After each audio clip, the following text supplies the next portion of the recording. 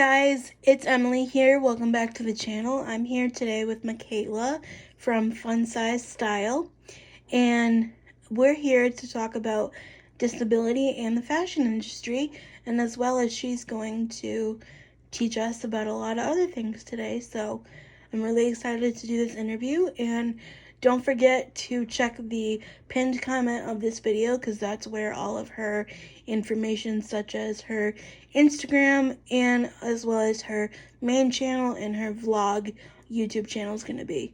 Again, thanks Michaela for hanging out with us, and let's get right into the video. All right.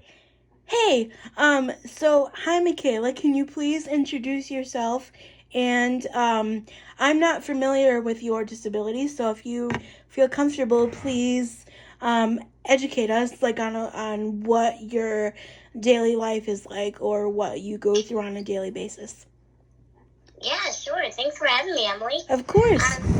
So I was born with a physical disability called osteogenesis imperfecta. I specifically have type 3. There are many different types of osteogenesis imperfecta. I have the second most severe type. And so osteogenesis imperfecta is a condition that affects the production and quality of collagen. Collagen is the most abundant Alexa, protein. stop. Sorry, my little machine set off there. You were talking that's okay. You were talking about collagen? Yes. Okay, go ahead. Sorry. No problem. So collagen is the most abundant protein in the human body. So when there is a lack of this or defect in the production of collagen, this causes many different health effects. So for osteogenesis imperfecta type 3 specifically, we produce enough collagen, but the collagen that we produce is not very good. So causes many different health effects, such as cause our bones to be extremely fragile. I have had over 100 fractures throughout my lifetime. It also affects our height, to which I am only 2 feet 6 inches tall. Oh, wow. Yeah, so there's a lot of different aspects of our health that is affected by OI because collagen is so important. And so I was also born with a heart condition, and one of the associated conditions with osteogenesis imperfecta is scoliosis. Scoliosis is the curvature of the spine, and over 9 million people in the U.S. have scoliosis, but for individuals with osteogenesis imperfecta, the progression and severity of scoliosis is a lot more severe. And so this past year, I underwent a pretty major spinal fusion, and before that, I spent 3 months in heel traction, which is where a metal ring was placed around my head with 9 screws, and weight was utilized to slowly stretch my spine out over the course of 3 months. Oh, my goodness. Yeah, it was quite the ordeal and miraculous outcome for sure. Right. Right. Yeah. No, just out of curiosity, is OI, is that like hereditary? So did you get it from your parents, or is that something that you were just born with? So yes and no. And the reason that I say that is because my mom and my twin brother also have osteogenesis imperfecta, and Austin and I were not adopted. So my mom, like I said, has type 3 OI, but her mom and her dad, they did not have osteogenesis imperfecta. There was no other case in her family of OI, and so for her it was considered just like a genetic mutation fluke. And then if you have OI and you decide to have children, then there is a 50% chance that the child will also have osteogenesis imperfecta. Oh, wow. Okay.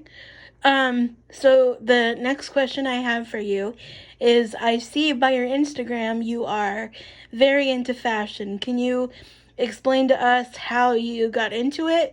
And then also, would you ever be open to having like an online boutique or even a brick and mortar boutique of a fashion line that's adapted for people with disabilities? Yeah, so I have been interested in fashion for as long long as I can remember. I've just always loved going clothing shopping since I was young. I don't know. It's just something I always loved. And growing up, it was a challenge to find age-appropriate clothing in my size because I am almost 23 years old and I wear kids' clothing, right? So it's definitely a challenge, but as time has gone on and fashion trends and inclusive sizing has become more of a thing, it's gotten so much easier to find age-appropriate clothing, which is a good thing for me because it's a lot more fun to go clothing shopping, but not as good for my wallet. Yeah, of course, yeah. I feel like there's so many more options now, so that's great. I just always loved it, and I would love to see more women with physical disabilities integrated in the fashion industry, and I would love to have my own clothing boutique or online clothing store one day, and the adaptive fashion world is definitely expanding, and it's a really great thing to see. For me personally, though, I still kind of feel like, again, this is just my personal opinion, but I feel like anytime I look at something and it says the word adaptive in front of it, it's still like triple the price of like what the average item of clothing would be. Yeah, so I think that's for a few reasons. One, I think the market is so new. Even though people are so glad to see it, it's still a very new avenue of fashion. And so the companies want to get an idea of the size of their market. But also, I've seen some larger brands actually have some pretty affordable adapted pieces now. I've seen Target have some adaptive pieces. Kohl's and JCPenney also just launched an adaptive line with some really great prices. And so it's really becoming a trend now, which is really, really awesome to see. And to be honest, I never thought I'd see a day in my lifetime where adaptive fashion would become trendy and see these huge big box retailers be coming out with adapted clothing. It's huge. And so many people aren't talking about it. Right. So going along with the your love of fashion and whatever, and stuff like that, I see you have quite a large platform, both on YouTube and Instagram. So do you deal with hate comments, and if so, how do you deal with it? And also, do you ever feel like you have to be like an advocate 24/7? Because I know for me, I constantly feel like I have to show up and I have to show like my non-disabled peers like, hey, this is how I make my coffee in the morning, or this is how I get around, or this is what my daily life is like, So I kind of feel like I always have to show up for whatever reason. Do you feel that way? So that's a really interesting question. My answer is kind of multifaceted, I guess. So I guess to start out, I do deal with hate. Anybody that puts themselves out on the internet deals with hate, I feel like. And especially nowadays, I feel like within the past year and a half, it's gotten worse, not even for just, quote, influencers, like even friends and family on Facebook have disagreements about the most petty, most unimportant things, and people just can't have appropriate discussions about social issues or just anything. I feel like we're in a moment in society where you could say the sky is blue today and somebody would try to disagree with you. And so I think it's not just an influencer thing anymore, but it's also, obviously influencers get it so much more. We're putting our daily lives out on the internet, and I don't deal with it as much as I thought I would, which I'm super grateful for. But I would say my platform is like pretty mid-sized, so that's probably why I don't receive a large amount of hate. But starting my platforms, I just realized that was going to be part of the territory. And I see those comments, but truly, like, they don't affect me. And people often, like, don't believe me when I say that. Like, yeah, I'm not happy to see those comments, but it really just affects them and reflects who they are as a person. And anybody can say anything behind a screen. And so to be in the influencer side of social media, you really have to have thick skin, because if you don't, you're not going to enjoy it, because you can try to convince people to be kind all that you want, but there is just going to be cruelty in this world. It's a broken world, but that doesn't mean that there's not goodness that comes with it too. Like 99% of my audience is so kind and so amazing. They have become such a huge part of my life, and so that's kind of how I deal with the hate. But and I'm really proud of myself that I'm able to say that it doesn't affect me, because it makes doing it so much more enjoyable. And as far as being an advocate 24/7, I would say I don't feel that way, because I love educating about my disability, but it also helps too that not every time I go on social media I'm talking about my disability. I use my platform for a multitude of interests that I have, like makeup and fashion. And so a lot of people with disabilities have strictly health and like medical related accounts, and that's what their focus is. So I can see how it would be so much easier to feel like every time you have to be on your platform, if that's what you claim that your niche is, Right. and that's what you have to talk about. But with my platform, I wanted it to be a place where I could talk about my disability, my makeup, fashion, and all the things that I love, because there's so much more to me than just my disability.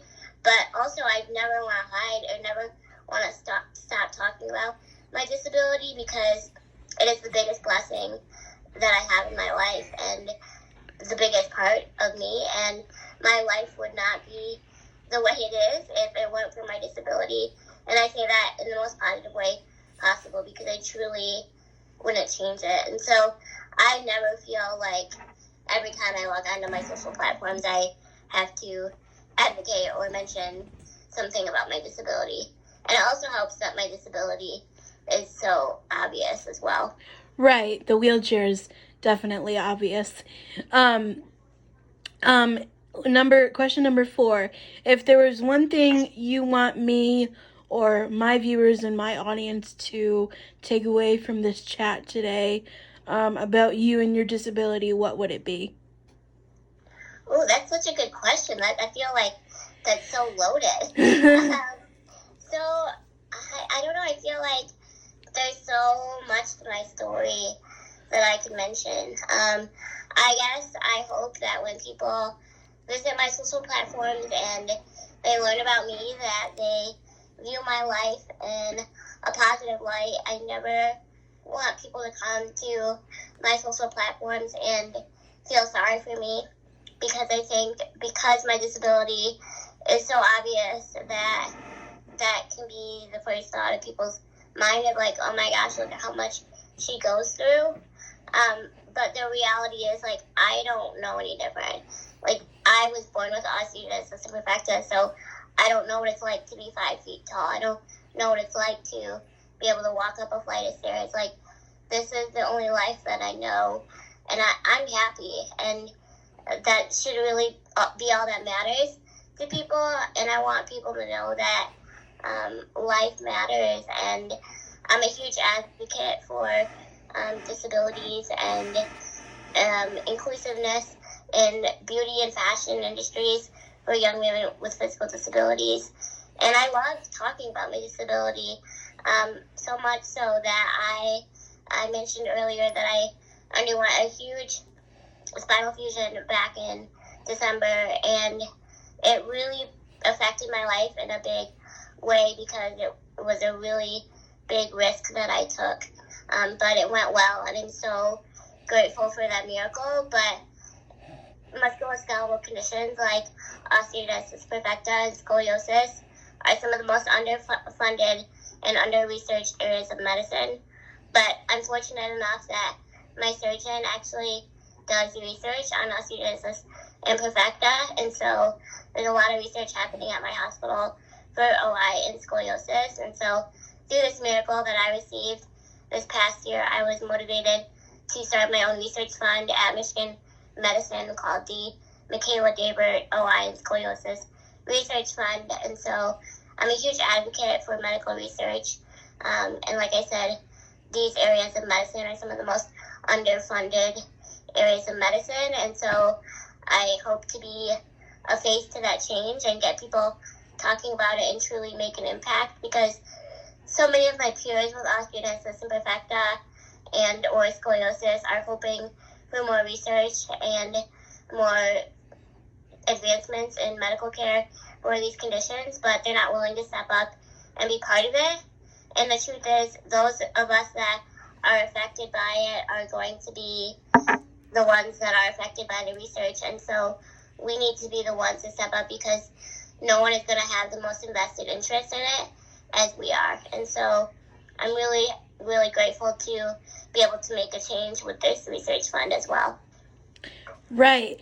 And the last question I have for you is, where do you see yourself in 5 years? Oh, I hate a question like this. So I don't know. I think it's so hard when you're asked, like, where do you see yourself in 5 years and 10 years?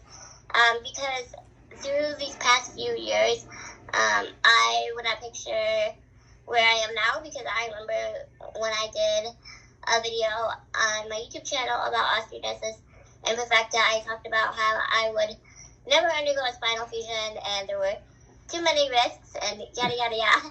And here I am, and I underwent that huge surgery, and it went so well. But if you would have asked me 4 years ago if I would have done something like that, my answer would have been no.